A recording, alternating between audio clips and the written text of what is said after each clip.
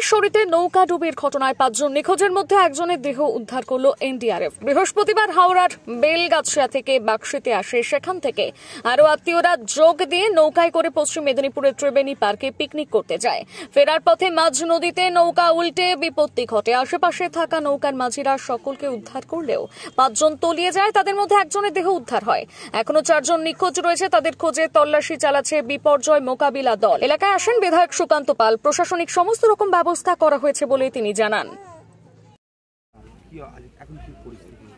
অত্যন্ত বেদনাদায়ক ঘটনা কাল ঘটেছে।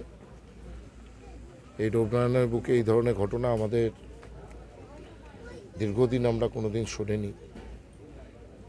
তো কালকের এই ঘটনা আমাদের সবাইকে বেদনাহত করেছে। আজকে কাল সারা রাতই প্রায় আমরা 3:30 4টে পর্যন্ত ছিলাম। পঞ্চায়েতের জনপ্রতিনিধিরা সারা রাত ছিলেন, পুলিশ প্রশাসন, এসডিআরএফ, এনডিআরএফ, সিভিল ডিফেন্স সবাই প্রতিনিয়ত চেষ্টা করছে যে 5 জনকে খুঁজে পাওয়া যায়নি তাদের উদ্ধার করার।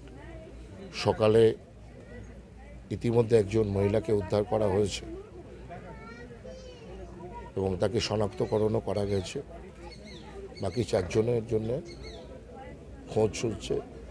প্রত্যেকেই অত্যন্ত উদ্বিগ্নে আছে, আমরাও উদ্বিগ্নে আছি। এই ধরনের ঘটনা দেখতে পাচ্ছেন, গ্রামবাসীরা সমস্ত কাজ ফেলে সকাল থেকে এখানে পড়ে আছে।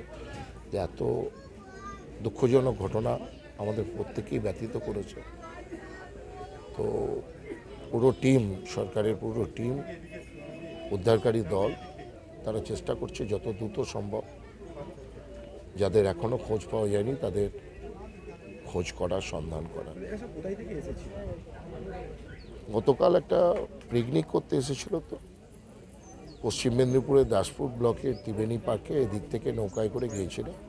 ঘটনাটি ঘটেছে ওই দিকেই, পশ্চিম মেদিনীপুরের দাসপুরের দিকে। সঙ্গে সঙ্গে পশ্চিম মেদিনীপুরের প্রশাসনের পক্ষ থেকে ওদিকে উদ্ধারকারী দল নামে, হাওড়া নামে, পূর্ব মেদিনীপুরেও কোলাঘাটে নামানো হয়। সারা রাত প্রায় রাতের এই তল্লাশি চলে, খোঁজ খবর সন্ধান চলে।